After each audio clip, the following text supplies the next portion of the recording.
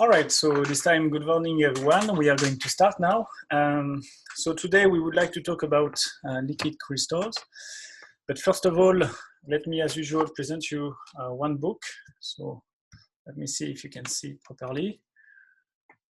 So it's called Fractal Concept in Surface Growth, and it's by Barabasi and Stanley.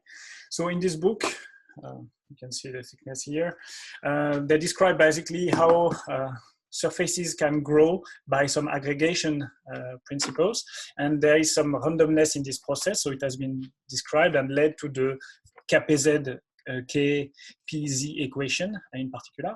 It's a very interesting one, so I would encourage you to have a read. So a completely disconnected topic now, liquid crystals. So for today, we would like to revisit the mean field model for the nematic ordering in liquid crystals. It's a paper by Mayer and Zaupe, so it's written in German, but basically you don't need to read anything else apart from the equations there. So what you see here is that, first of all, there is the order parameter, which is the Ordnungsgrad written here. So the order parameter is something like a sine function to the square, okay, plus prefactors and constant. We will discuss that, but you have to just to read that formula. And the second thing is that the partition function appearing in the problem, there is this sine theta, which is related to the Jacobian of the spherical coordinates. And there is this Boltzmann factor with D1 or DI, I don't know, being a function again of that order parameter. So basically, we will recover that, and then we will study the problem based on that partition function. So we don't really need more from that paper, okay? So it has been recast into a tutorial, so I wrote everything so that you can follow. And we will start by the following picture. So let me share my screen now. Up. So that you have the whiteboard. Let me arrange a bit everything, and then we can start. All right, so we are dealing with liquid crystals. Liquid crystals, like their name indicates, are liquids from the point of view of the center of mass of the molecule. So you have an assembly of molecules which are in a solvent, for instance. These molecules, they have elongated shape. They can be even colloids. They're not necessarily molecules themselves, but they are actually anisotropic objects with elongated aspect ratio. And their center of mass, however, is moving like in a liquid. So you have really a random assembly fluctuating thermally of those molecules, but they tend to orientate themselves either because there is an external field or because they interact together. Okay? So you can describe each of those by some rod-like shape, which is inextensible. We will assume it's really a rod, sorry. And then you can always, for each of those molecules, define some angles, an orientation with respect to some reference or quantification axis, and then, as usual, spherical coordinates here, angle phi I, and those are the usual x, y, and z. And so this is one molecule, if you want, or colloid, and you have an assembly of plenty of those. Let's say an assembly of n particles that are very numerous, and also we place everything in a solvent at temperature T, so we are in a canonical ensemble description, okay? So we will do a mean field calculation in the sense that we will neglect or transform the interactions between the various molecules into an effective external field applied on individual molecules. It's a classical approach. And then we will study statistical properties based on that, and we will try to transform that into a phase transition problem and look at Landau-like functional forms and see if we can really understand this phase transition from completely disordered molecules into aligned nematic ordering. So this is the program for today. Any questions so far? No? So let us start. So here is the problem. We can attack question number 1. And so first of all, we would like to understand this order parameter that was proposed by Meyer and Zaupe. So it's written like that. So it's called SI for molecule I. And it's a strange function of the angle.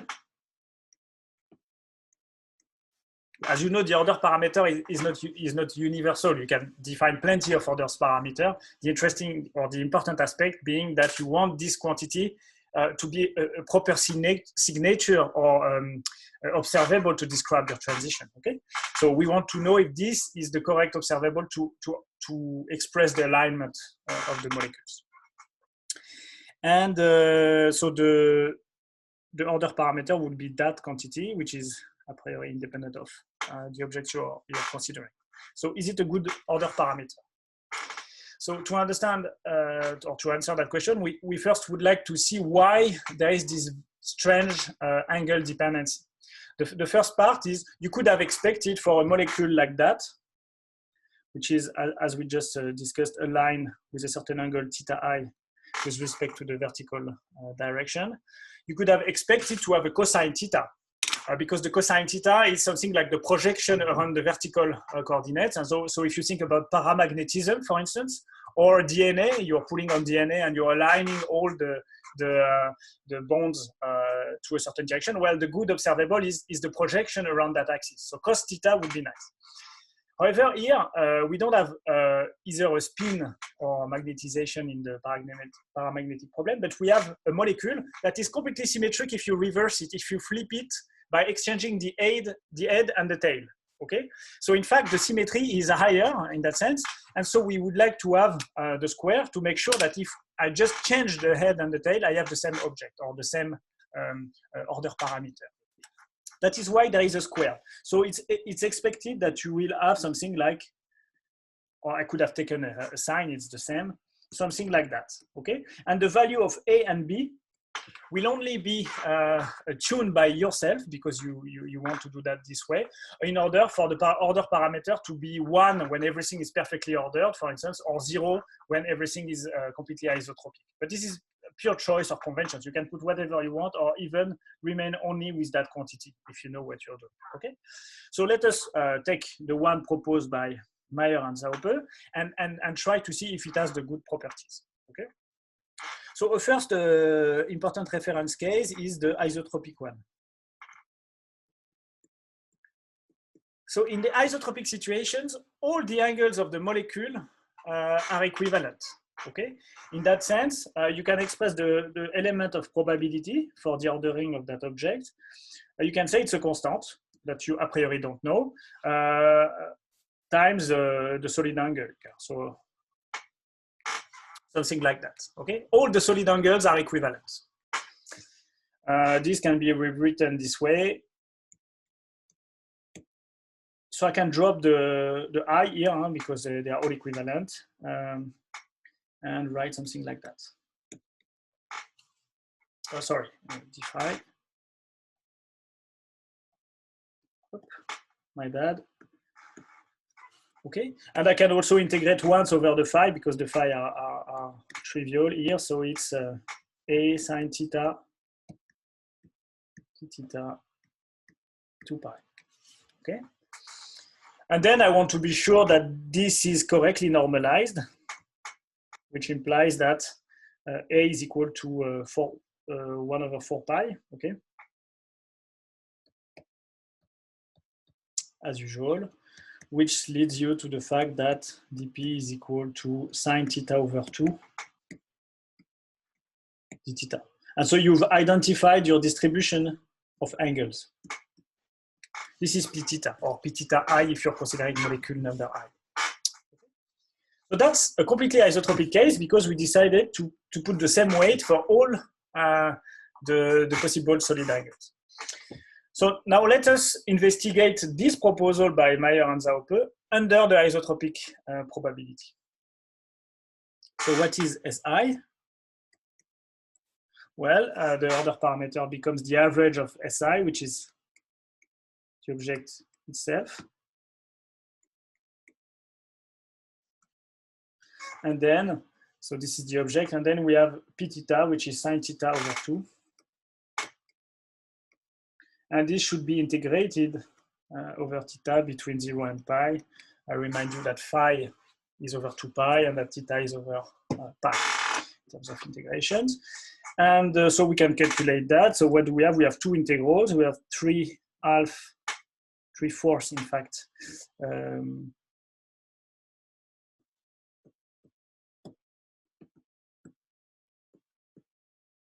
which is the first one. And then we have 1/4, the integral of sine theta. And so we recognize here the derivative of cos cube, especially with this guy in front. So we have 1/4 cos cube theta, and there is a minus sign due to the minus sign that should be there. So it's 0 and pi, like that. And there, minus 1/4 or plus 1/4 if I want to incorporate the minus in the derivative.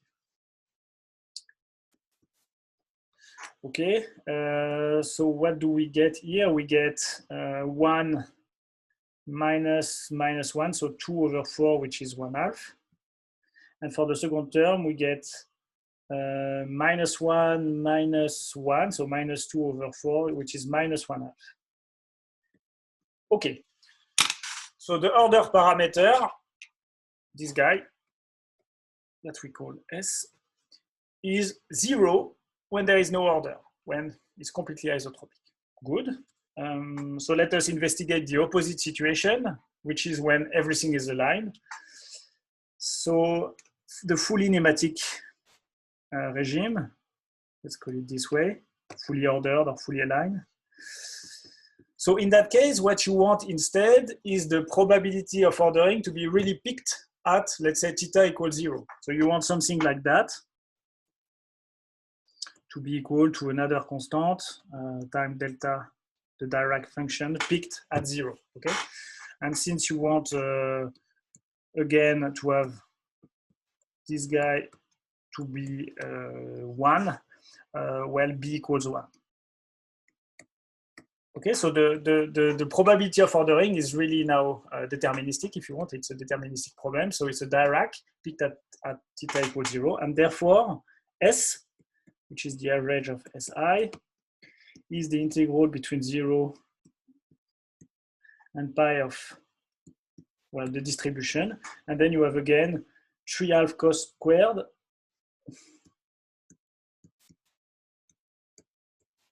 minus 1/2. And so now there is this Dirac distribution that will select only the 0 angle here, okay? So you're saying that it is 3/2 minus 1/2, which is 1. So you see that is why, so it's correct. Now the order parameter is 1, you're fully aligned. So your clock or your apparatus saying, are you aligned or not, is really well calibrated and normalized. And you understand now why those small a and small b were chosen this way by my work. Okay. So yes. But if it's a delta theta minus theta 0, for example, then we have. Okay, so well, you're right. So I mean, you have a complete freedom in the definition of z, right? Yes, but once it's fixed, I mean, we shouldn't try to define our order parameter without the definition of z. Okay, that's a good question. But you know, you have a complete freedom. So there is a symmetry breaking somewhere, right? You have a complete freedom in the orientation of your liquid crystal. You can be everyone like that, or everyone like that, or everyone like that. They are all equivalent if you want. So at some point, there is some symmetry breaking in the problem. Okay? Yes.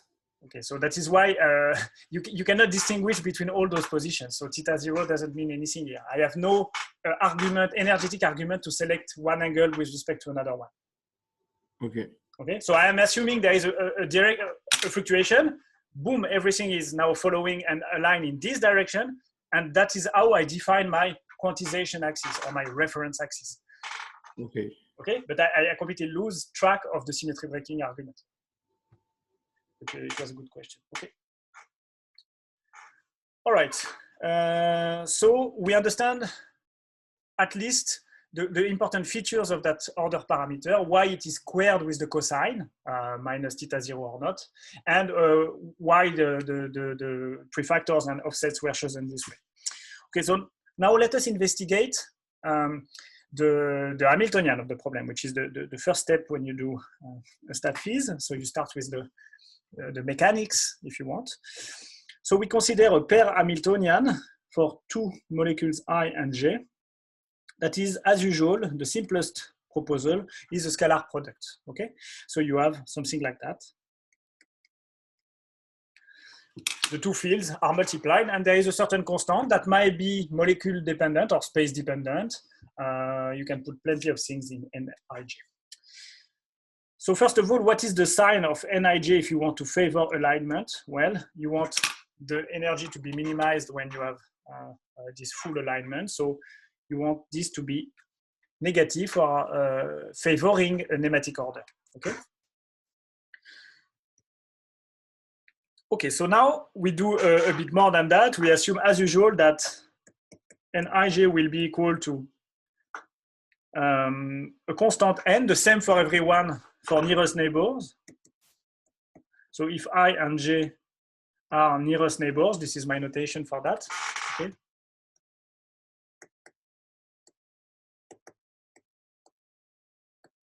And 0 otherwise.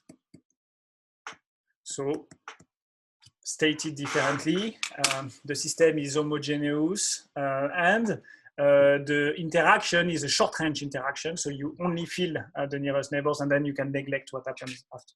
You can refine that picture, but this is the way to treat it easy, as in the easing problem. Okay, so we have that.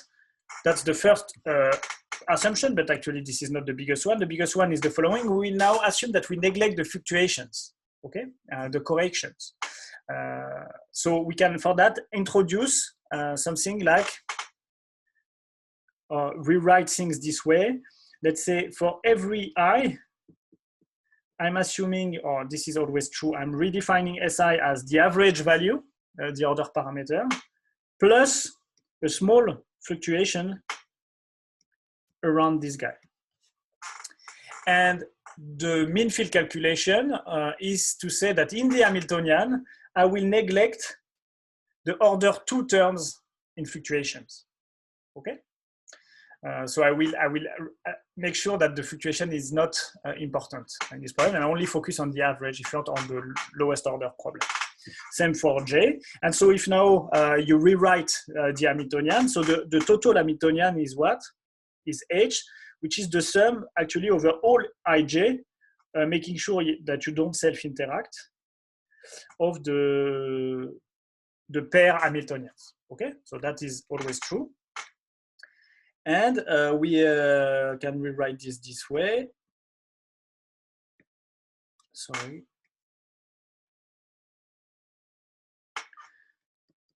Using the prescription here. So it's Nij. And then Si, Sj, I will rewrite it using this trick. So I have S plus the fluctuation part. And then again, for J, the same.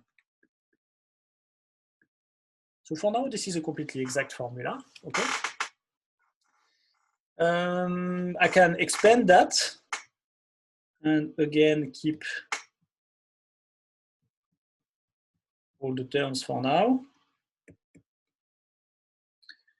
And so what do we have? We have a square term. We have a linear term, which is S in factor of what? In factor of Si plus Sj minus S, so minus 2S. That's the linear term in the fluctuations. And then there is the quadratic term in the fluctuations, which is Si minus S, Sj minus S. Okay, so that is still exact. But now if I want to do some mean field calculation, I will kill the higher order fluctuation terms. And so I will assume that this is 0, okay? That's the mean field part. Because as you will see, we will allow now to transform the problem into a sum over individual spins. So in fact, you will be transformed into an ideal gas problem where you have single particles to consider. Okay, there is no connection between two particles anymore. So you're killing the interaction this way. Okay, so that's the main assumption. So doing that, we can rewrite things a bit. So you see there is a s squared here. There is a minus 2s squared. So already this can be transformed into minus s squared plus s in front of si plus sj. And also, as you can see here, it is pretty obvious that we have this property, okay, between those two fields, Si and Sj. So here where is it? Here, in fact, if you change for this second part of the sum, you change the indices j and y. In fact, you can transform that into minus s squared plus 2 times si. It's the same because you are integrating over j anyway, so you can just change the variables. They are not expressed, okay? So it allows me to rewrite the full Hamiltonian this way. So I have the sum over all spins, all molecules, the interaction parameter, and then a simplified bracket, which is minus s squared. So I will put everything like that, s squared minus 2si, and put the minus in front. Right, okay. Now, so I should apologize. I think I missed something here. Where is it? Yes, here there is a 1/2 missing, I think, everywhere. Be careful. Because I'm counting twice the interactions everywhere. Okay, so there is a 1/2. I forgot. So please add 1/2 in front of everything, including here. All right, and now I should remember my second smaller hypothesis, which is the fact that I'm considering only nearest neighbors and homogeneous system. And so this is in fact minus n over 2 if I put that constant term outside, and the sum is restricted to nearest neighbors. So first of all, one part of the bond is integrated to all possible molecules, but the second one is limited to the nearest neighbors. So I call that the vicinity or the neighboring of I, okay? Of what? Of s squared minus 2s times si.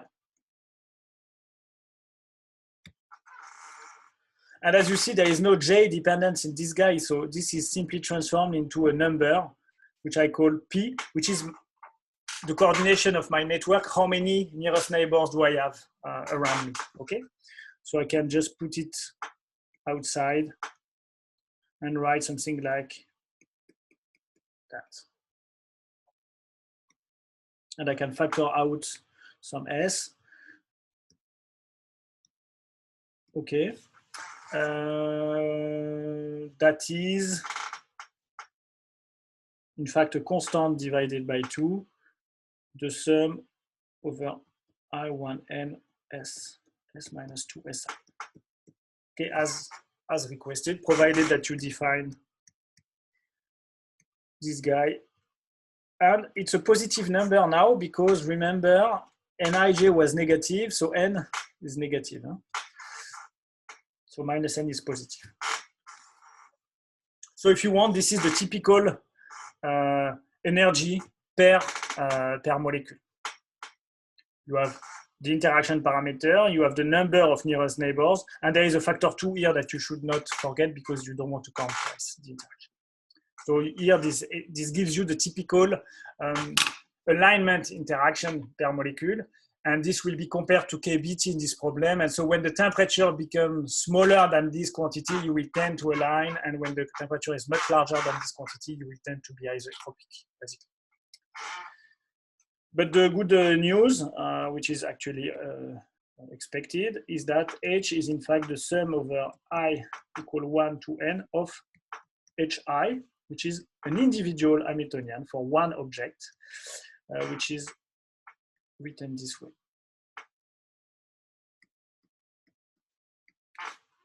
So now you're left with an ideal gas problem, and so there is no more interaction. So it's a problem that is solvable analytically a priori, depending on the shape of the partition function. No question about that? So let me see. Now we would like to, assuming only nearest neighbor, so we want to calculate the free energy. So it's the second part of the tutorial. We want to compute the free energy. And to do that, we will first compute the partition function. All right, so now the probability to have a certain orientation, or if you want the element of probability, well, it will be, again, this sine theta d theta, which is, I'm considering only one molecule here, so I drop all the I indices, okay? So again, you have this, Jacobian part, you have d theta, which is the element of integration. I have absorbed all the phi dependency that are absent of the problem in the partition function, so, or in the constant, so I call that the partition function for one molecule. And then I have the exponential minus beta times the I energy, okay? So in fact, let me just do the opposite of what I just said. I will drop it after. Okay, so you have the Hamiltonian for molecule I, the Boltzmann term, you have a normalization constant, and then you have this element coming from the Jacobian when you go from Cartesian to spherical coordinates.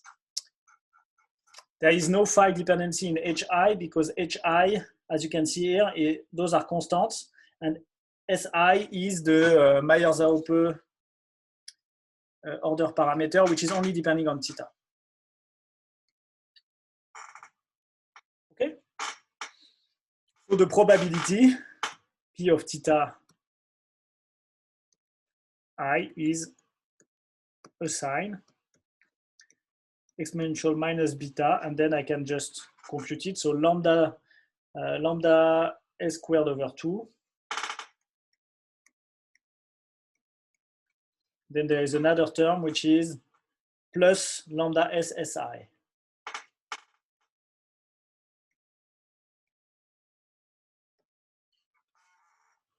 Right? So let me now drop all the I indices, and so, and sorry, there is the partition function.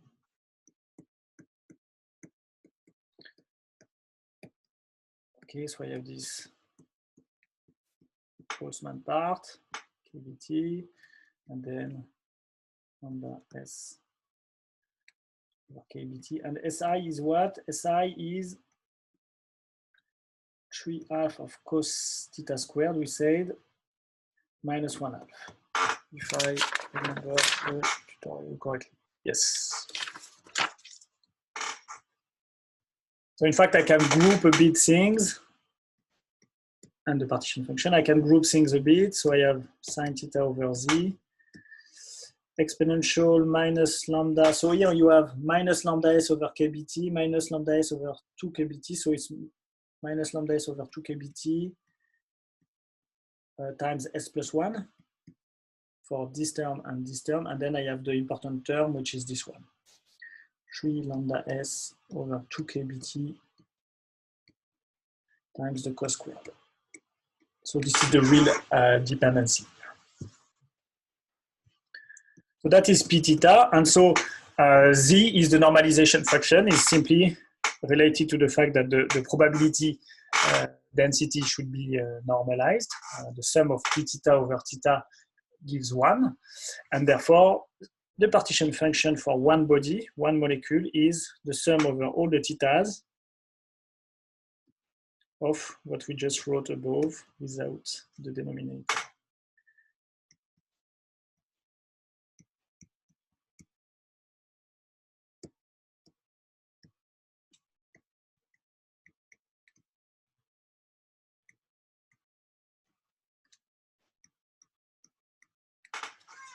All right. So we can play a bit with this expression. What do we really see? We see several things. First of all, it seems to be symmetric around pi over 2. You see there is a sign and there is a cos squared. So when you cross pi over 2, actually, it's an even function. So you can just put a factor 2 and integrate between 0 and pi over 2. Those are constants, they will be outside. Another interesting aspect is that you see you can do a transformation of variables and assume that cos theta is equal to u. So you have a u squared appearing here. And then you see that this will be nicely becoming the element du by this change of variables. So you can transform that integral a bit. And what else? And then, so essentially, it will be an integral of exponential u squared. So it's not a Gaussian. The prefactor is positive. But it's an integral that is provided in the tutorial. It's called I of m.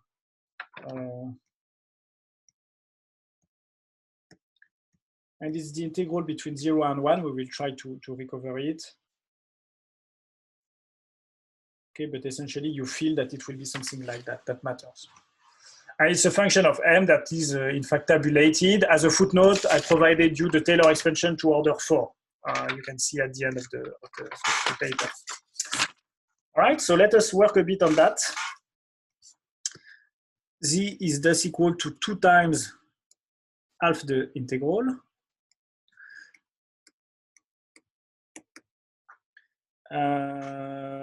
Again, this exponential minus lambda s plus 1 over 2 kbt. And this exponential, let me call that m cos squared theta, where m is lambda, by definition, it's a change of name, over 3 lambda s over 2 kbt. It's the prefactor which is here.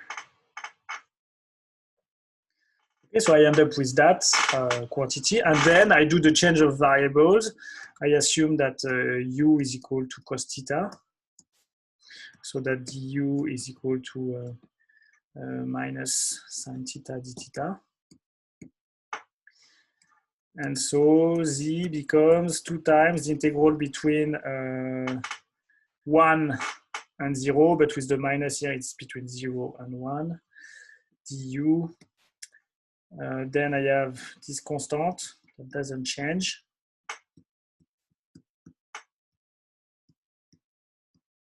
But that will play a role, as you will see soon. And here I have simply the exponential of n times u squared. So this doesn't depend on u, so I can put it outside, and I end up with the final result, constant,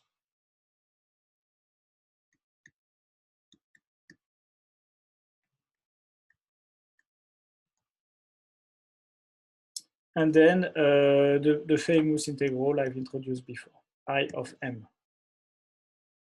This guy, integral of some parameter m here in the Gaussian-like function. Okay. So it's a function that is defined by an integral, but it is very well calibrated. With Mathematica, you can play with it. And again, I provided you the Taylor expansion to order 4 because we would like to expand the free energy à la Landau. And so we will need to go to a large order because it's not a second order phase transition, as you will see. Okay, but so far, so good. We have the partition function for one particle in a mean field description. Okay, so next we would like to assume that the partition function is factorable in 2 parts. Well, this is pretty relevant. You have the center of mass of the molecules that are moving with a certain velocity, okay? And apart from that, you have this angular configurational contribution, which is related to the interaction of the spatial energy. So you assume that basically the Hamiltonian is the sum of kinetic term and the rest, a configurational term, which provides you a factorization. So H is equal to H kinetic plus H configurational. This is the one we already considered. So this is H total. And so it implies that the partition function will be factorized into a product. So it's the kinetic contribution that we didn't want to consider so far, and the configurational one. So here I'm talking about the total liquid, okay, the total sample. And so now Z configuration, what is it according to you?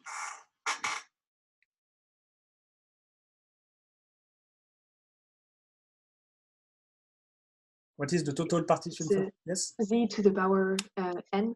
Yes. So there we should just be a bit careful, because sometimes you might want to put a Gibbs correction. You probably know the Gibbs paradox, when the particles are not discernible. Here we will assume that we are looking at really a moment in time where you can take a picture of the object, and so you don't have time to exchange the positions of the particles, so they are discernible in a sense. What you want to think about colloids, not really small molecules, but colloids that are micrometric objects. They are a bit elongated, so you fabricate like micro rods with a certain extent, and they are putting as a solution, and so you can take pictures and optically measure the positions of all those guys. So you can really identify who's Mr. A and who's Mrs. B, and say, okay, they are discernible objects. So in fact, there is no Gibbs factor here, but you could really add it if you want. In any case, in my problem, n is a constant, so you will see that it will only change constants in the free energy. It is meaningless here. But remember that there might be some Gibbs correction. All right, so I have the configuration term, so it provides me the total partition function as, so I apologize, the notation for my partition function is the same as the vertical axis. Of course, there is no more vertical axis because I'm only dealing with theta now. So you really Z is the partition function for times the kinetic term. Okay. Now we can thus calculate the total free energy. The total free energy is minus kBT times the logarithm, so it's the Neperian logarithm, but I call it log, of Z dot. And so I have two terms. I have minus kBT times the log of the kinetic partition function. I don't really care about this one. It's not related to orientation at all. So in my problem, it will be just an offset in the free energy, plus a second term, which is more interesting, which is n kBT log of small z of the individual partition function. Okay, so I can identify this as the kinetic free energy and say that total F is, well, a kinetic contribution minus n kBT times the log of z. And the log of z is 2 exponential minus lambda s plus 1 over 2 kBT. And then there is this function of m. It was here.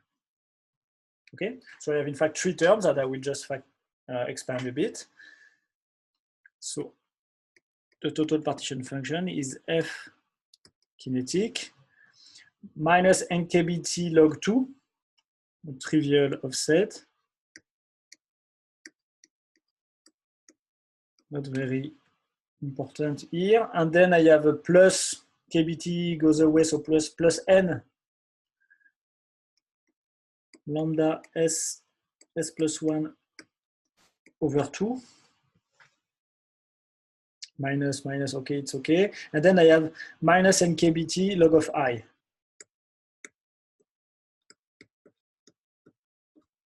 I of m. Remember that m is 3 lambda s over 2 kBT.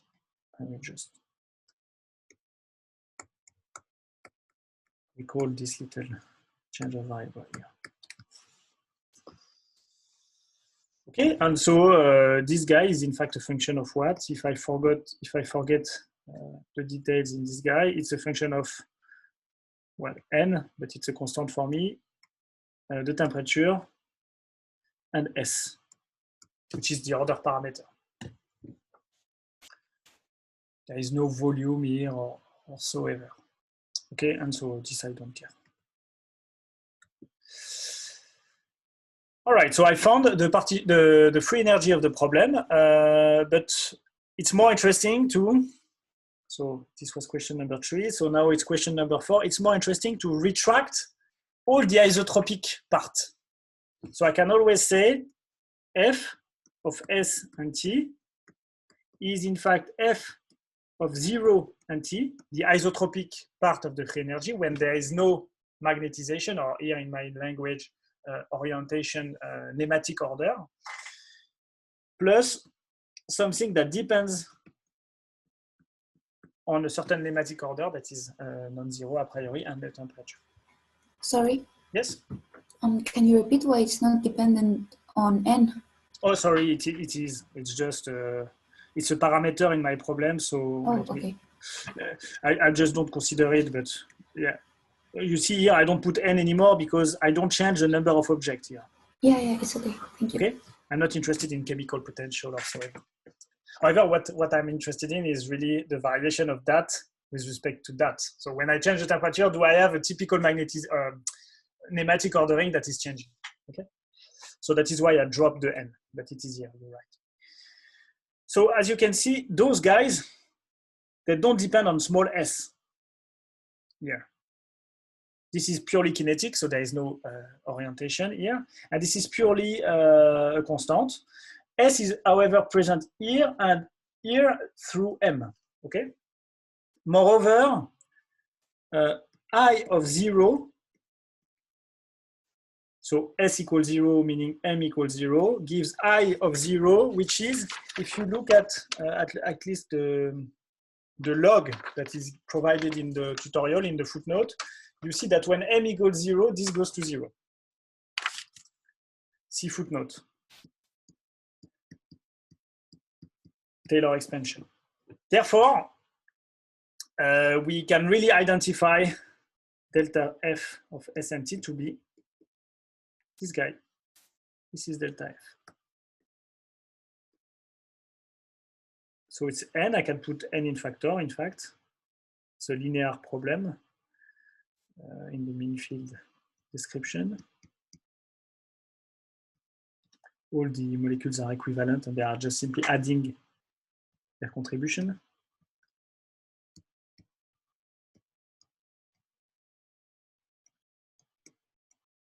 Here is the final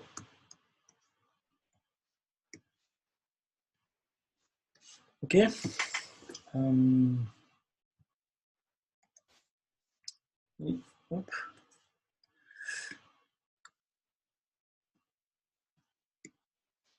All right, so this is the starting point, in fact. Now we have a proper free energy and we removed the unnecessary part.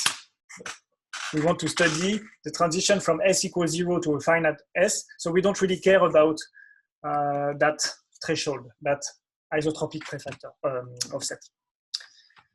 Okay, so this is the quantity we want to study, and you see it's a polynomial in S for that part, and it's a kind of complex function of S, but we have its expansion, we know it properly. So we can, in fact, plot the fourth order expansion of that free energy, and so if we know it, we can then change the temperature and see how the landscape evolves, and we can identify if there is a transition or if there are solutions that are minimum of this potential, if they suddenly disappear and other solutions appear, and so on.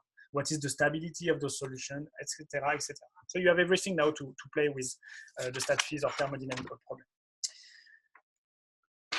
And this is what we would like to focus on. This is the main part that is called part 3. We want really to investigate the solutions of that problem. So let us find the solutions. Now I'm not considering any stability aspect or so ever. I'm just asking the question, do we have extrema in this free energy landscape? So to find those extrema, you have several methods. One of them is the standard one. You will simply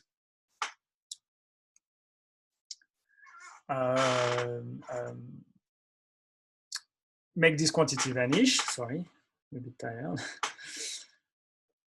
Okay, so you want to solve this equation that will provide you all the solution S star as a function of temperature. And so let us first derive this quantity. Well, it's a linear problem, so n is in front.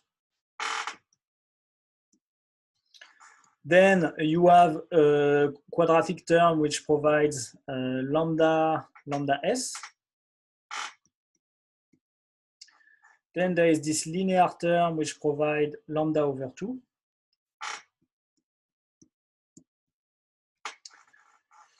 So this is for this. And then you have the derivative of the log. So it's minus kBt. The derivative of the log is I prime of m divided by I of m, because it's the log of I, times the derivative of m with respect to s, as you can see here. So there is a 3 lambda over kBt that pops out.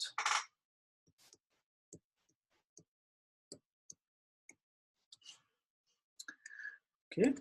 So excuse me, I think yes? it's just it's a 3/2 of lambda over kBt. Oh, thanks. My mistake. Thanks a lot.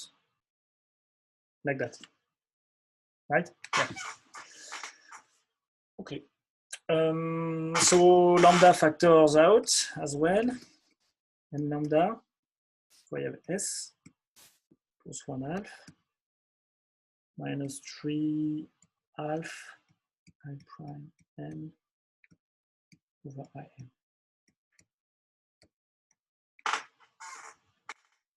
Okay. And so if now I want to investigate for the solutions, then those are positive constants. I just get S star is equal to 3/2 m star minus 1/2, where of course m star is, as before, related to S star. Star meaning solution. Okay. So again, the solution is only provided by some functional form of your problem, and this function I is always present here. Okay, it's related to the shape of the free energy. In fact, we gave it a name in the tutorial. It's called capital theta of m star. So the solution S star is related to that. Stated differently, if I put only one single variable, I can put 2 kBt over 3 on this side. So 2 kBt over 3 m star is equal to S star, and thus theta of m star. Okay, so in fact, I only need to solve this implicit equation on m star. And I can do that by plotting this and doing this graphically if I want. I can also do that numerically if I have a computer nearby. Okay. So in fact, you can plot this integral with Mathematica, and so you can plot theta m. Let me provide it to you. This is the next question. So, and it's in fact a very important property of the problem that we will discuss now. In fact, the difference between the first order phase transition and the second order phase transition is really located in the very shape of the free energy landscape. And here, if you plot theta m, you can. Theta m is this quantity. Where is it? It's this quantity, theta m.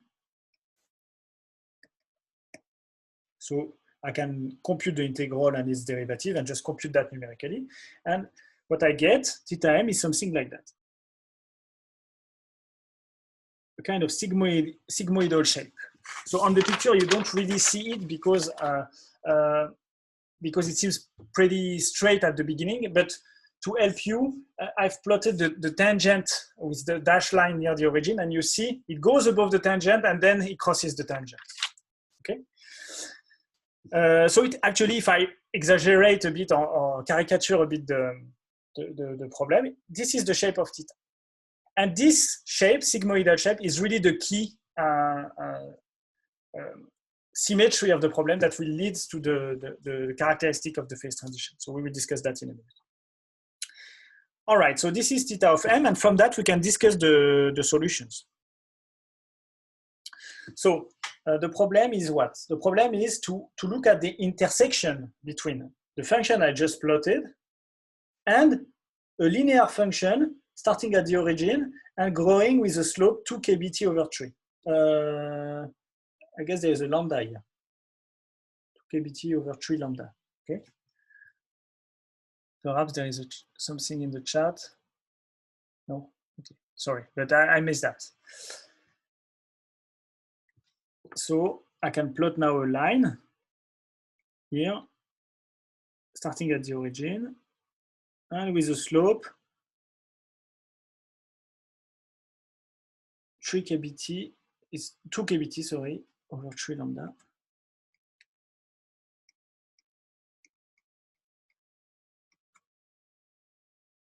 Okay, but now you see an interesting aspect. If I decrease the temperature, I will at some point, sorry, it's a tangent here, I will touch theta and find another solution. This guy will still be a solution. Then if I continue to decrease the temperature, I will have 3 solutions, 0 plus 2 finite ones. And then if I continue the process, I will at some point tangent at the origin. Oh, sorry, this is not what I wanted to do. What I wanted to do is rather something like prolongating this, okay.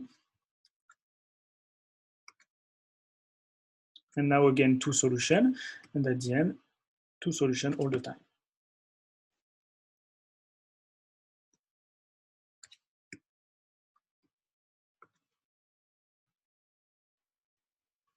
Okay, wow, this is bad. Let me remove that.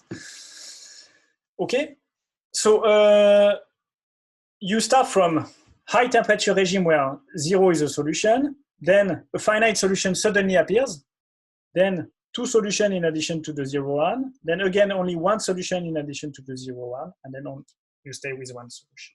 So you see you have a particular trend appearing, which is very different if you change the shape of that function. If that function was not a sigmoidal shape, but more a tangent, you know, a saturating function, like with exponentially saturating, well, in fact, you will have a much simpler zoology of the problem. Okay. And this is what you typically find, those smoother functions or more convex functions. This is typically what you find in second order phase transition. And basically, since it's convex, you will first encounter the slope at the origin. So basically, you will cross over smoothly from a solution which is 0 to a finite solution. Whereas here, it's very different. Due to the sigmoidal shape, what you get is a sudden, abrupt apparition of a finite M star. And so it's a first order phase transition. The first moment another solution with respect to 0 here appears, this solution is not 0, it's suddenly finite. So it's really first order. It's abrupt.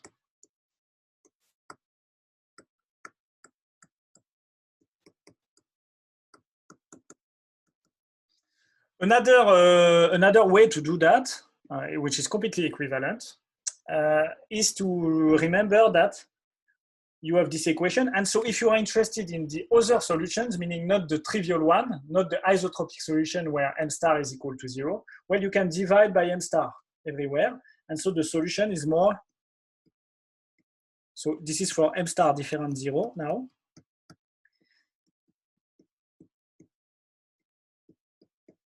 This is 2 kbt over 3 lambda. So now if I plot the derivative of the black curve above, I call it theta over m as a function of m. Well, in fact, it has a shape like that. It's provided in the chart. So it's really the sigmoidal part, but in the slope now. And again, so you have your first solution. So let me call it 1, this guy, which is when the temperature is high. So you have a constant plateau very high. Then you decrease the temperature and you end up with solution number 2, where you touch for the first time and get a finite solution that is strictly bigger than 0. This is curve number 2. Then you have your third point, which is here.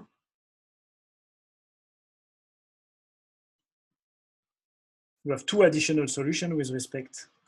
You have the 0, 1, but you have 2 finite values here, so I can call them m star A, which is strictly positive, and m star B, which is strictly positive. And then you see what I'm doing. You have the fourth case. That is the last time MA exists. Now it becomes 0 and then slightly bigger. And then you have everything else, which is after, where you have basically only one solution apart from the trivial 0. Okay, but you can decide which representation you prefer. Again, everything is encoded in this change of concavity here.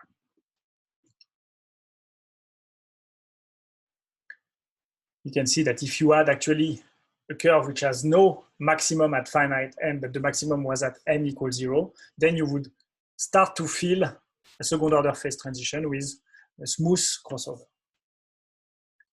Okay. So let us continue. So we have identified all the solutions, but we don't know how many are stable or how many are unstable or not. So we would like now to study the stability. So to study the stability, sorry, I could have also provided you something else. First, let me do another comment. You could also find, so we decided to use method number 1 here to find the solutions. But I can just do a little parenthesis. There is another method, which is in fact to say, well, the solution is simply provided by the average of the order, the order parameter is provided by the average of SI. This is the definition. And SI is 3/2 cos. So I dropped the I here, 1/2, okay? And so it's simply, since I know the probability over theta, this is simply the integral over 0 over theta between 0 and pi of, let me come back to p theta. P theta is here. So it's, I have the sine theta, I have the exponential lambda s squared over 2kbt. So I can actually use this one rather. Exponential minus lambda s plus 1.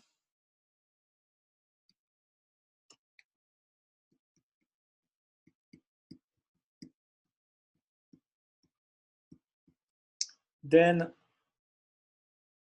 I have this guy, exponential 3 lambda s over 2kbt. It's m, in fact. And then, of course, I have the 3/2.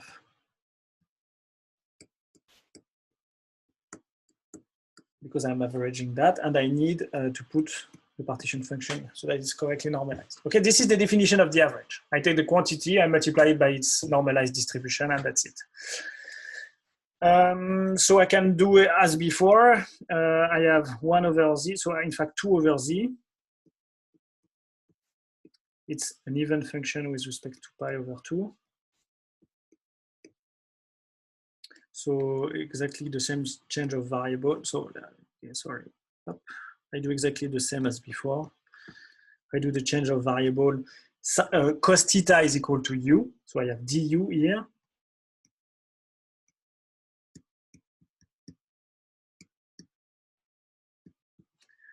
Exponential mu squared. And here I have 3/2 u squared minus 1/2. Okay, and so, and z, remember, z is 2 times this stuff. So what do we get? We get 2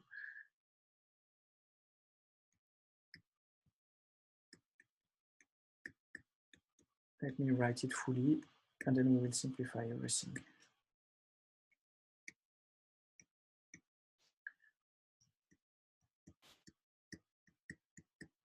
And z is 2 exponential minus lambda s plus 1 over 2 kbt. And then the integral of du exponential minus plus mu squared. So we can simplify those constant factors. And we can recognize that, well, we have 3/2 u squared exponential mu squared du minus 1/2. And this is divided, the first term, by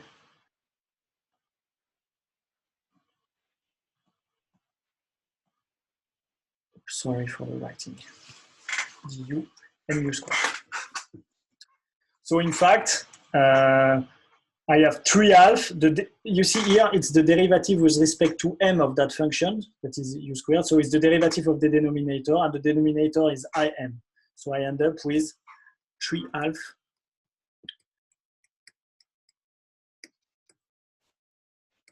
minus 1/2, which is theta m. So you see, this second method provides me the same result. Method number 2 tells me that the solution is provided by that. S is equal to theta m.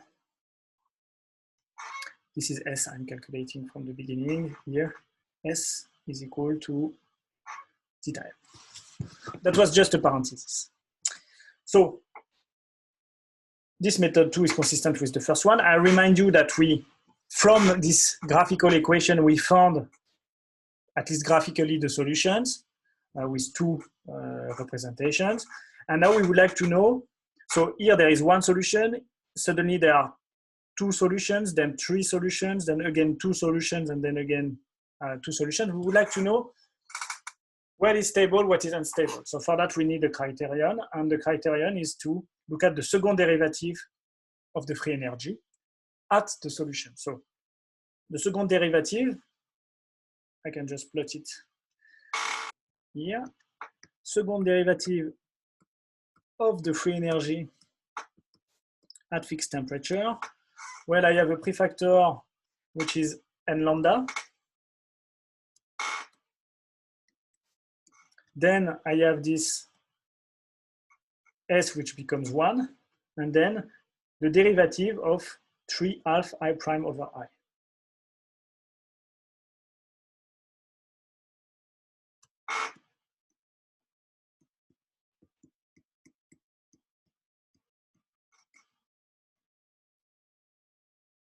And the prime is a derivative with respect to m.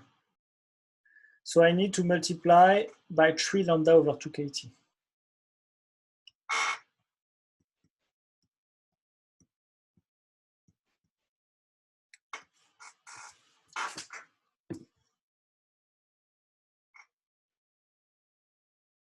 Okay.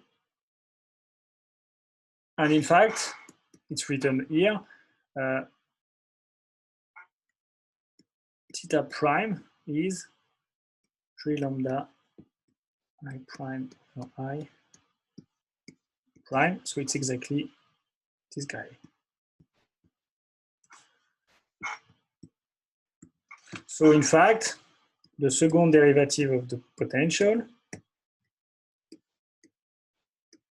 is n lambda 1 minus theta prime of m multiplied by a constant. And so the stability condition is when this guy is positive, and therefore it's a condition on the slope of the curve at the solution point. So stability condition for the solution, we want theta of m star, the solutions, to be smaller than, strictly smaller than 2k bt over 3 lambda. Of course, the instability condition is with the opposite sign, and the metastability is with the equal sign, okay?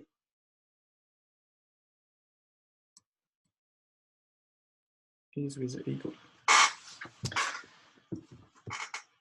But what is interesting is precisely the fact that the graphical equation is this one. And so, let me put another one, perhaps this one. Theta equals to a constant times m star. And so the stability condition is on the prefactor of the line you're putting on the plot. It's the slope. So in fact, this condition is really related to the slope of the linear curve. So let me replot everything here.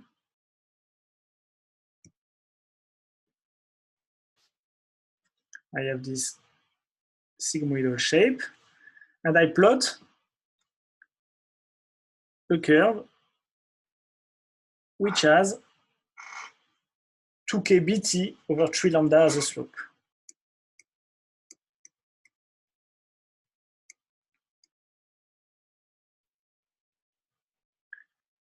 And so the stability condition is interesting. It says that as soon as the solution you are considering, you take it, you evaluate the sigmoidal function at this solution, if the slope, so it's a slope here, if the slope is smaller than the slope of the line that you use to construct the solution, then it's a stable solution. So let us apply that.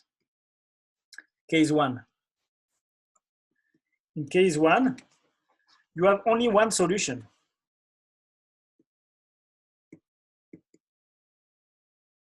The solution is m star equals 0. Is it stable?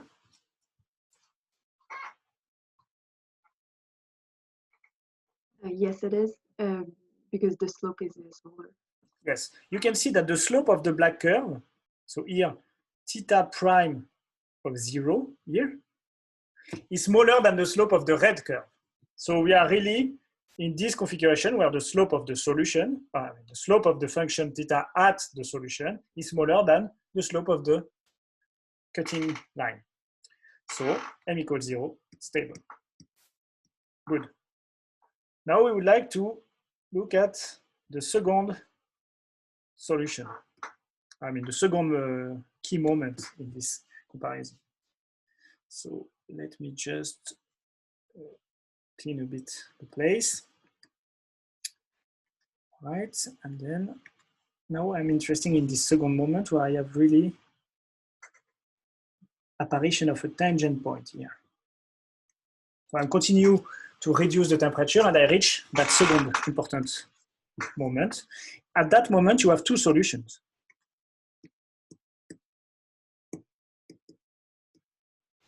M star equals 0. Is it stable or not? Still stable. Yes, thanks. And another one here.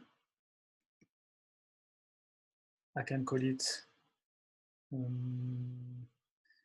me see, an MA, okay, which is strictly positive. Is it stable or not? It's metastable because Yes. So the moment the solution appears, it's not really stable, it starts to be stable, okay?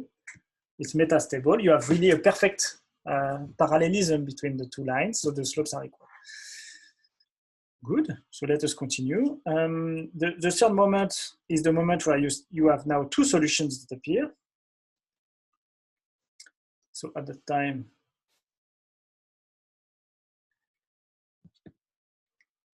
and of course, in between those two, it's trivial, it's the same phenomenology. That is why I'm not considering the intermediate steps. I'm just giving you the big important moment in the transition, but the rest is continuously findable.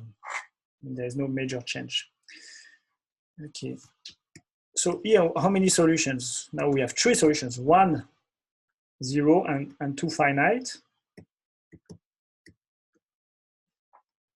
So what about M star? Still stable because you see the slope here is still smaller than the orange. Then I have the solution MA star and the solution MB star.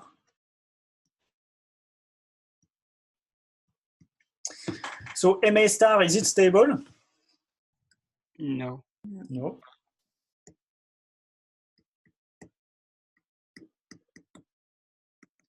While MB star is.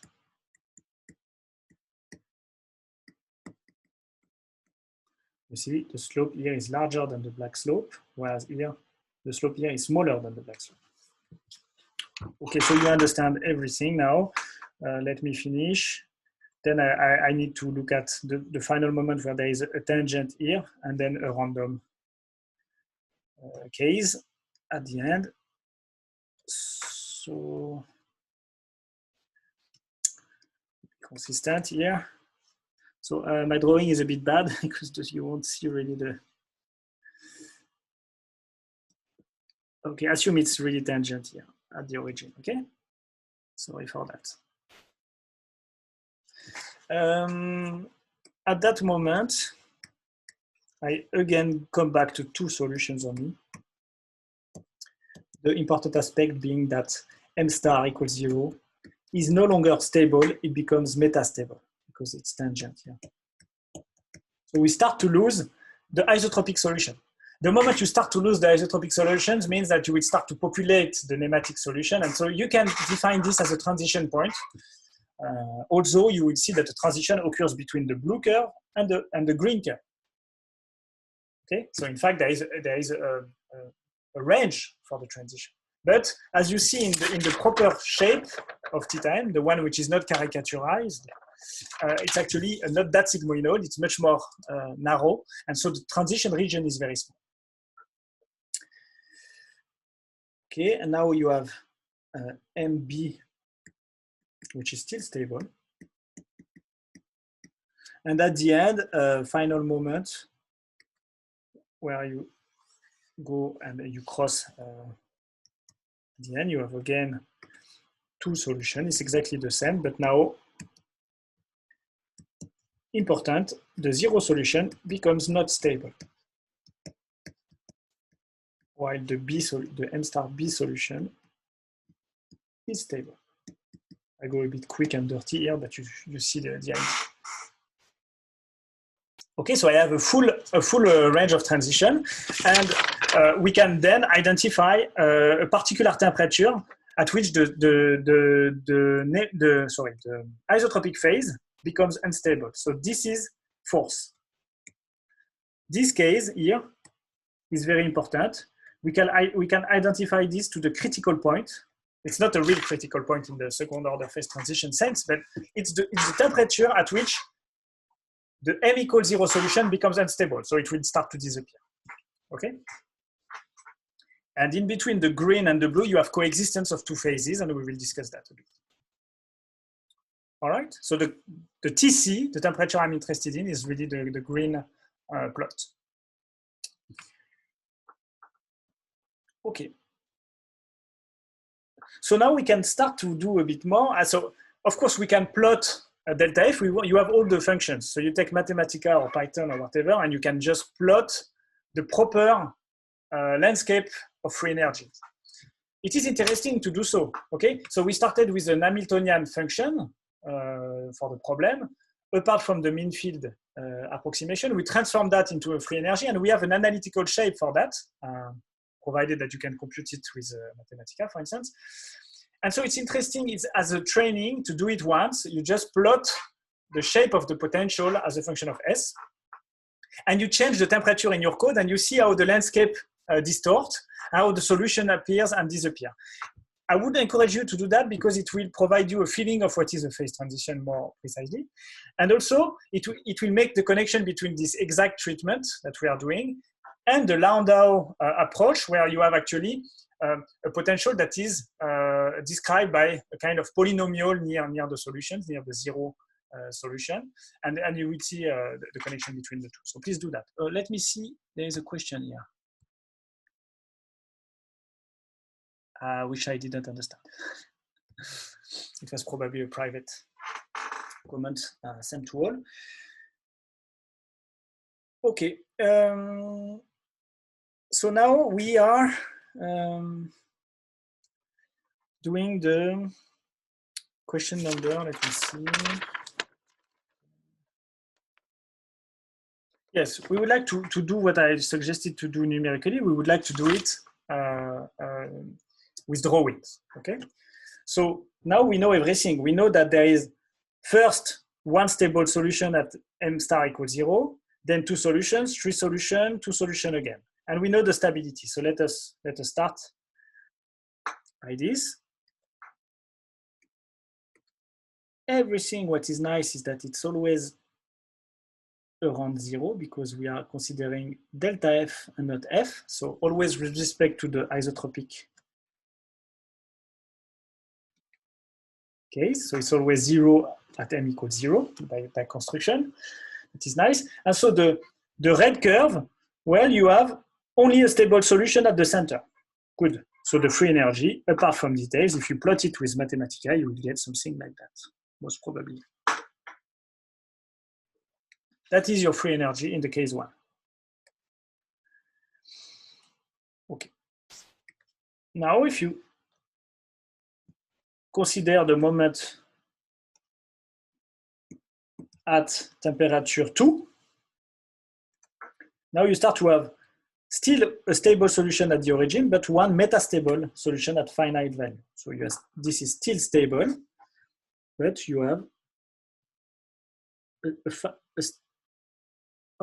this is really flat here.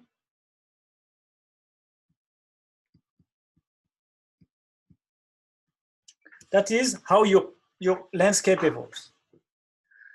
Now you continue to decrease the temperature, and you end up at the third point, which is the orange one, where you start to have three solutions: one stable at the origin, one metastable, and one again stable. So this is stable. There is one m star A not stable. There's one m star B stable. So in a sense, you have that, you have that, you have that. And I don't provide the rest, but you have this point, which is, sorry for the drawing.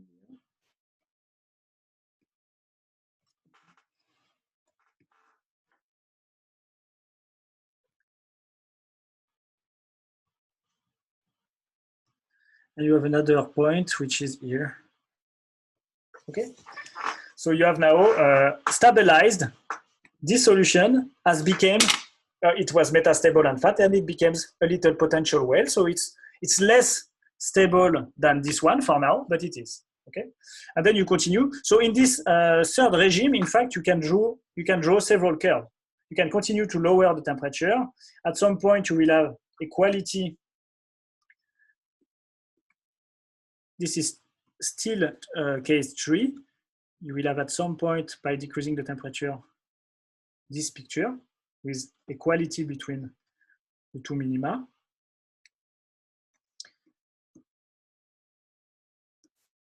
This is 0, and this is M star A, and this is M star B. Okay, you understand? But you have, by decreasing the temperature and still being in this regime, an inversion appearing, and so now you will have something like that, at lower temperature. Still M star A and M star B. But this doesn't change the class of stability, okay? We are still with 3 solutions. The first one is stable, the second one is unstable, it's a maximum, and the third one is stable again. But then we are just discussing who's the most stable. Why do we do that? Because that moment is interesting. At that moment, the temperature is called, I don't know how I call it in the topic, the coexistence temperature. So Ni means nematic and isotropic. So at that moment, the two solutions are equivalent and as probable. All right, and then so let me finish the process. Here, then I go to the green curve, which is TC, where I suddenly lose 0. It becomes metastable. So this is TC. And then, well, 0 becomes metastable, so it's more like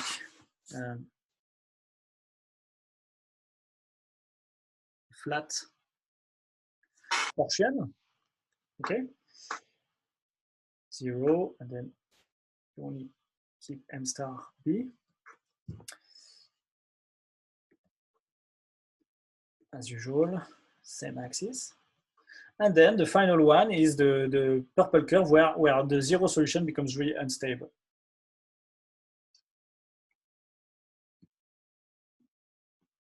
And in that case, well, you really, if I exaggerate things, it's like that.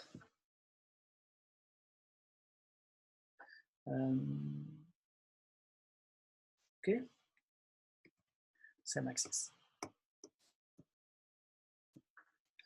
So you really see the qualitatively what happens to the landscape and to the main solutions. Of course, the exact shape of those functions, I would encourage you to do it numerically with Mathematica, but you see the feeling. Okay, so now we would like to finish by talking about Landau's intuition here. So the idea by Landau is a phenomenological proposal, is to say, well, in fact, you can see that here for the red curve, for instance, the 0 solution is stable, so it's kind of parabolic near the origin.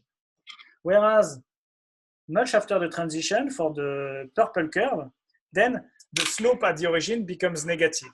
So you start, and even if you look at the green solution, you see that, in fact, it is changing the concavity near the origin. So the idea of Landau was to say we don't really care about the fine details of the function delta f, as I did on my drawings. In fact, you just need to look at the concavity near solutions. Is it stable or unstable? And sometimes temperature will change the prefactor in front of the second order term, for instance. And that is the moment where you can identify a solution.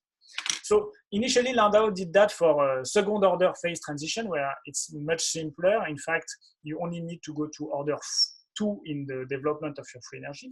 Here, it's a first order transition, so we will do the same trick, but go to larger orders in the development of the free energy. Okay.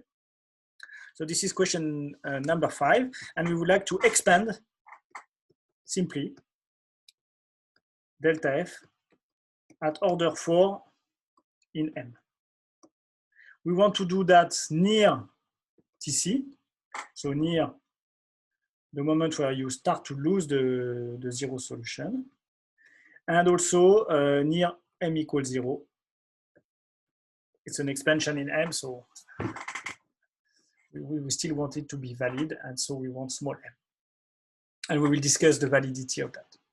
Okay? All right, so let us write delta F now. So delta F is what? I think we have it long time ago. It's here. So it's n lambda s plus 1 over 2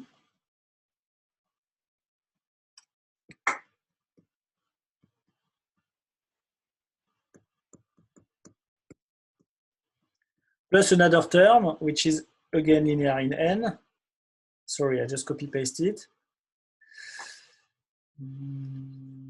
Minus nkbt log.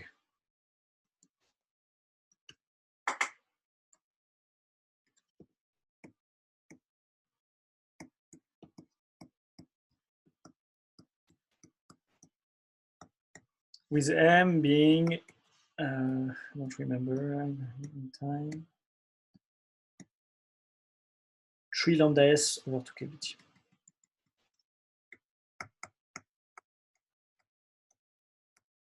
Okay. So I can in fact write this as a function of m only. So I have n lambda over 2 times s squared, which is 2 kbt over 3 lambda m squared. That's the first term, plus n lambda over 2s, which is 2 kbt m over 3 lambda. And then I have minus n kbt log of I, which is a function of m. And I will treat that after. So let me just simplify this. I have n lambda 4 kbt. So let me just go quickly. Okay, so I have n. There is lambda at the denominator only. Then I have 4 kbt with, so it's a 2 kbt squared, m squared over 9. Okay. Then I have lambda that disappears, so it's n kbt m over 3. And then I have minus n kbt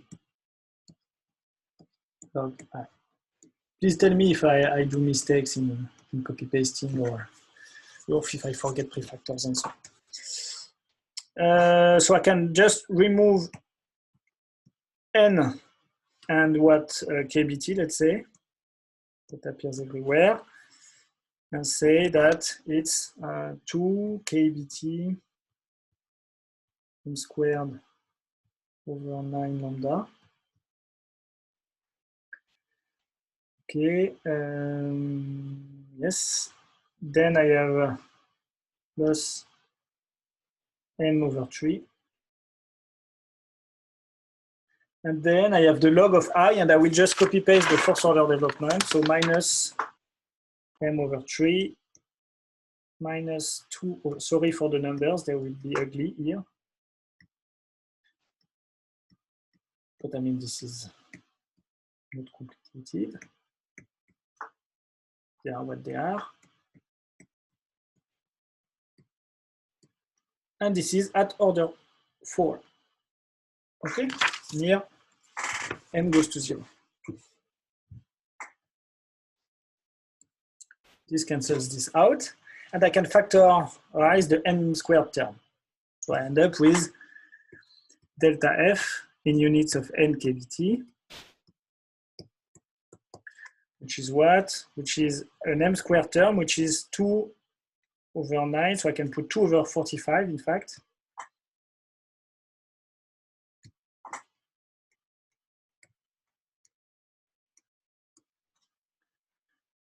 Okay, 2 minus 1, and then I have 5 kbt over lambda.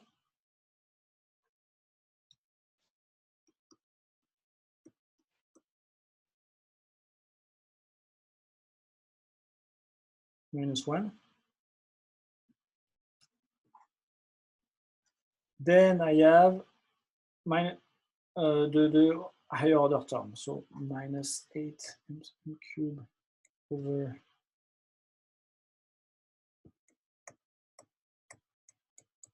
plus m4 term. Okay, m4, we are done.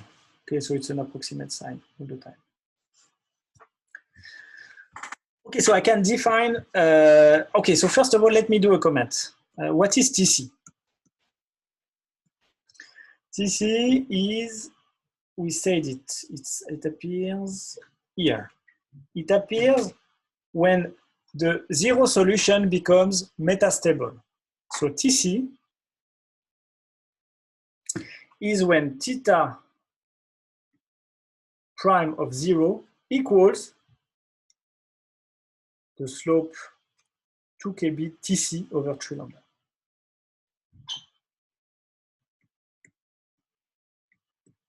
Because it's metastable. So TC is 3 lambda over 2 kb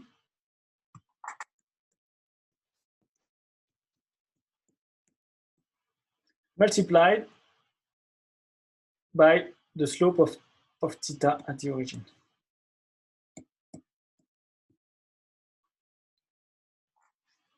Okay.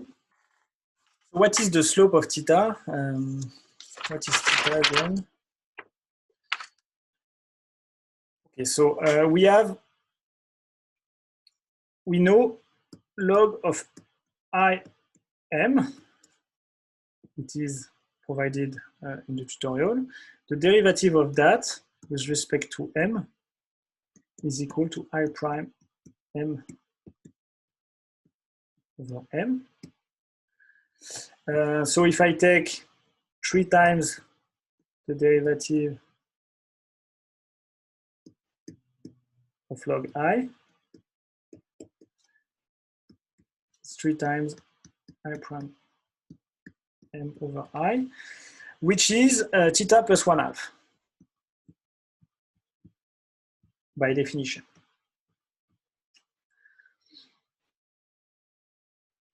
Okay. So theta prime of 0 is 3/2, and the second derivative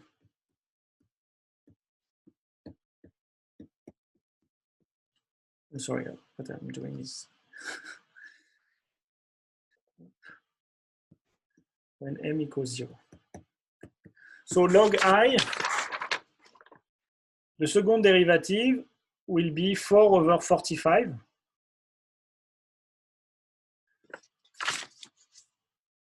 So it's 3 over 2 times 4 over 45, which is 2 over 15, right? 2 over 15. So it says that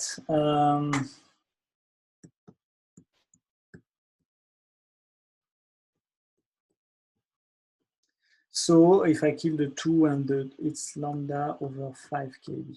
Good. That's good news. So I'm not sure about the prefactor, but what I'm sure of is that TC is really provided by kBTC equals the typical nematic energy, so lambda. Lambda is what we introduced as the typical energy for the orientation. So really when kBT equals lambda, you have a transition. So that is the good scaling. The factor 5, I think it's the good one. We will see in a minute. It is the good one, in fact, because as you will see here, this can be rewritten like T over TC minus 1. So really, you see that at TC, you have a change of slope, a change of curvature of your free energy near the origin. So it was stable at high temperature, it becomes unstable below TC. So let me rewrite the total free energy with these considerations. What do we have? We have 245 times TC if I want, m squared. I will put the m squared on the other side. And then I have T minus TC.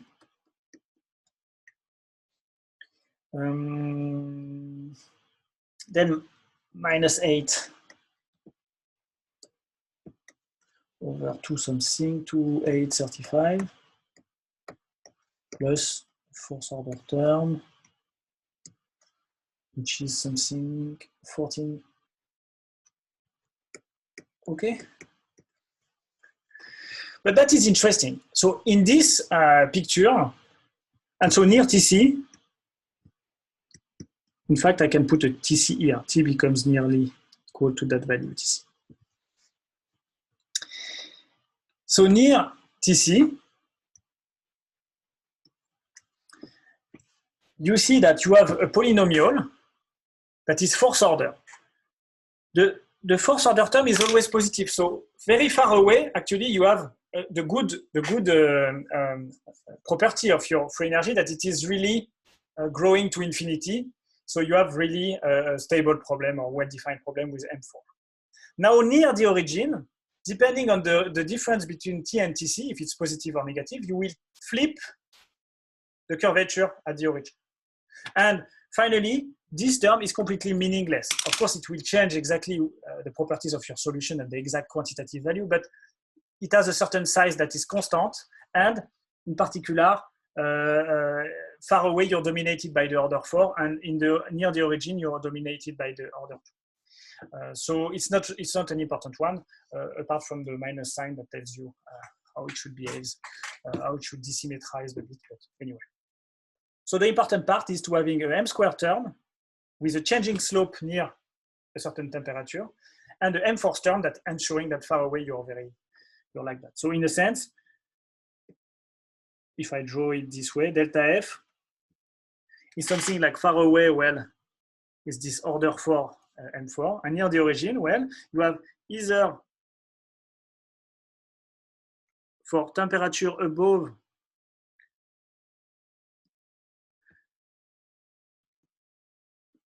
TC, a positive expansion near the origin, and for temperature below, a negative expansion. So you see what I'm doing, right? So you have the Coca-Cola bottle construction that you already met, I'm sure.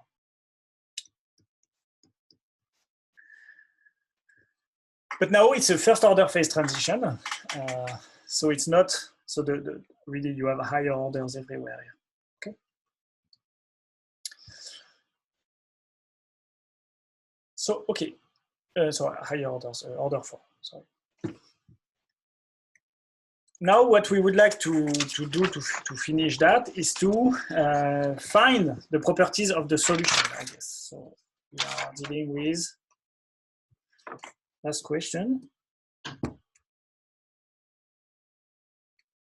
And we would like to characterize the solution, not at TC, because TC we just did, but at near the coexistence point. So we assume that the distance to the critical point when you are at the coexistence point is very small compared to TC. So we assume that actually all the transition occurs in a narrow temperature range. And now working at T equals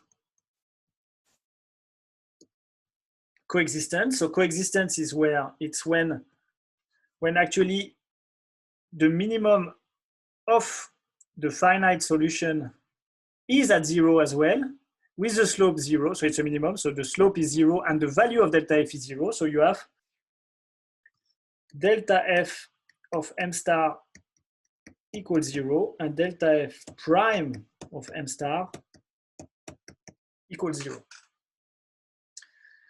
So you can use the previous formula, and actually you have, so let me write it here.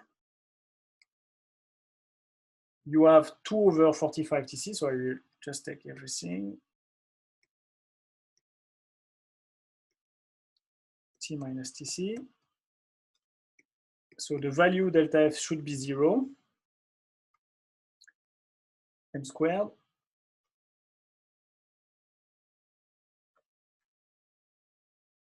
Sorry, it's M star. Then you have minus 8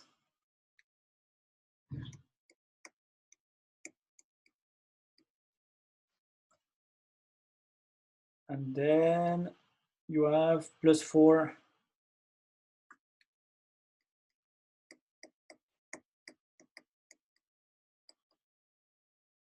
so that's the first line of the equalities. Delta F is equal to 0. And the second line is the derivative is equal to 0. So you have 4 over 45 Tc T minus Tc star minus 24 if I multiply by 3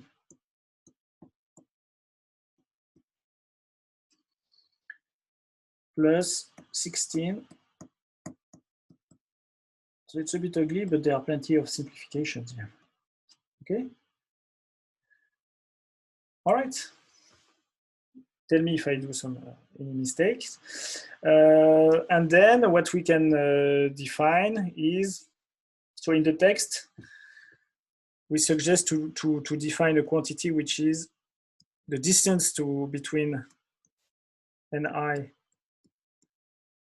and C, the 2 points, in units of lambda kb.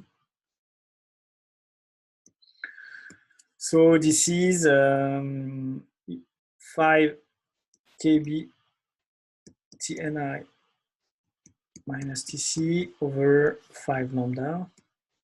And remember,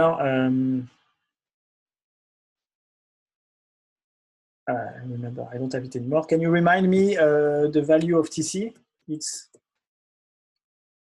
lambda over 5 kb, or is it that? Yes, lambda Okay, over 5 kb. Okay, thanks. So lambda over 5 kb, Tc is here. It's Tni minus Tc over Tc with 5. Okay. And so now, finally, if I come back here, now I'm considering T equals Tni, so there is an Ni everywhere. Yeah, it's really that temperature that I'm considering. So I can just rewrite the first line, actually those 2 lines, like that. I have 5. So actually 5 is 9, so it's 2 over 9. 2 over 9 rho m star squared. And I can divide by m star everywhere. I'm considering the m star different 0 solution. So rho, then I have m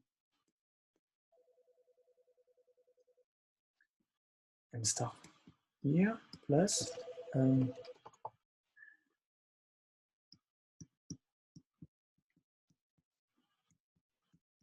because I'm considering the solution that is non-zero. Okay, and for the derivative, it's nearly the same. This time it's 4 over 9 rho minus, minus 24 over m star. I divide by 1 m star this time.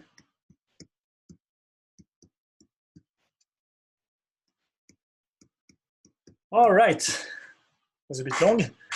I hope I didn't make any mistake here. So we can perhaps first simplify this by dividing everything by 2. So let me see, this is 2, this is 8 becomes 4. And this guy becomes 2. We can also divide this guy by 4. So this becomes 1. It becomes 6. And this becomes 4. Okay. What else do we have? What can we do here? Well, we can subtract the 2. So if I subtract the 2, what do I get? I get, well, in fact, I'm not sure it's really, okay. So yeah, see, subtracting is good. So I get 4 minus 6, which is minus 2.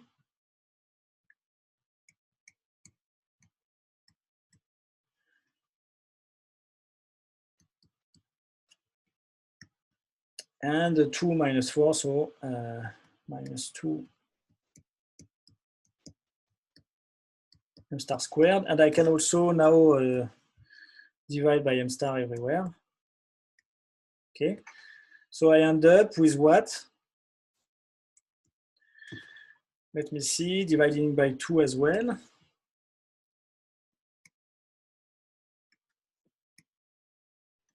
So I end up with m star is equal to this monster divided by this smaller monster.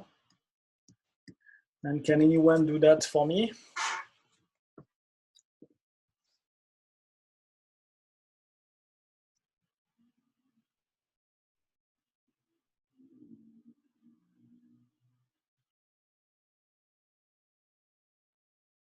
Five. Exactly 5? Okay, thanks. And so if this is exactly 5, I can now find a row from, let's say, the first one. So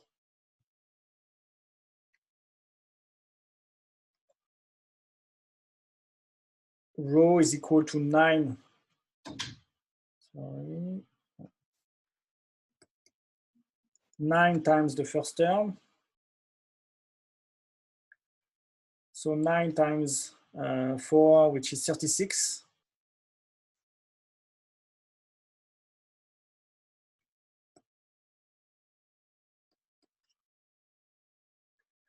Okay, 32, 8, 35. And then I have minus 18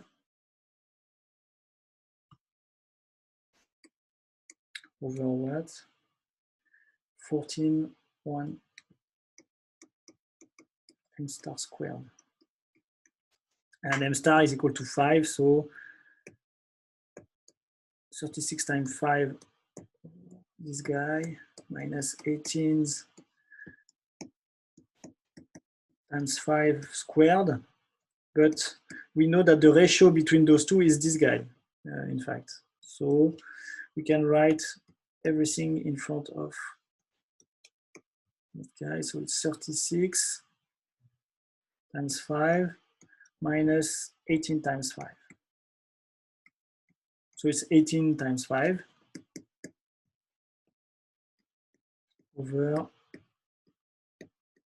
which is 50 plus 40, which is 90 over, okay, so this one is not very nice, which is like something like 100 over 3000, which is 3%. Okay, so we end up with, to be checked, please check the details, but we end up with the two solutions of that calculation, which is what is the, when I am at coexistence, which I'm considering now, what is this solution? So I found m star is equal to 5. And I found, by the way, at that the coexistence temperature, which says that rho, which I remind you the definition of, is rho is nearly, I don't have it here anymore, so it's T minus TC basically. T. So there is a, it's in the, yes, here, sorry, over lambda, and this is small. Okay, that's the main conclusion. So we should be careful though that we went to order 4 in M, and you see that M is not that small.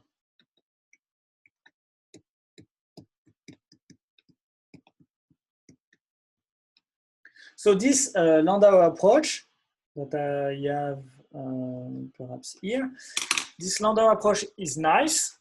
It's very nice near the origin, but when I want to compute the other solutions, it would be nice to have higher order corrections. And actually, this is problem dependent. So here I see that I'm a bit off because my order 4 is a bit weak. However, you see that I will be helped by the growing denominators here. So might be the error might be very weak at the end.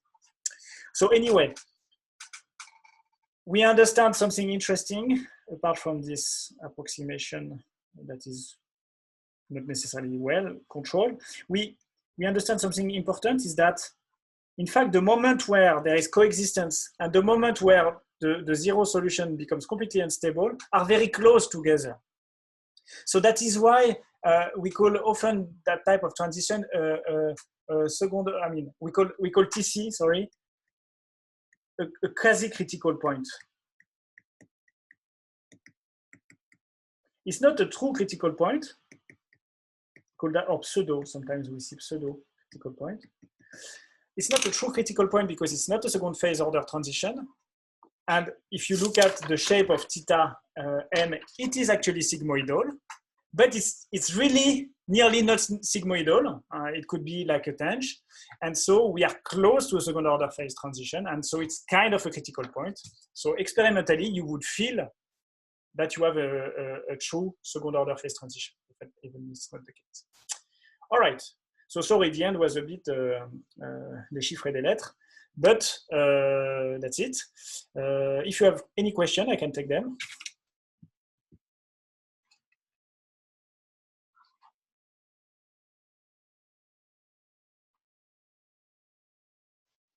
No? Okay, so let me wish you a very good weekend then, and we meet next week and the one after for the 2 last tutorials. Thanks. Thank you. Bye. Thank you. Bye-bye. Thank you. Bye. Thank you. Bye. Thank you.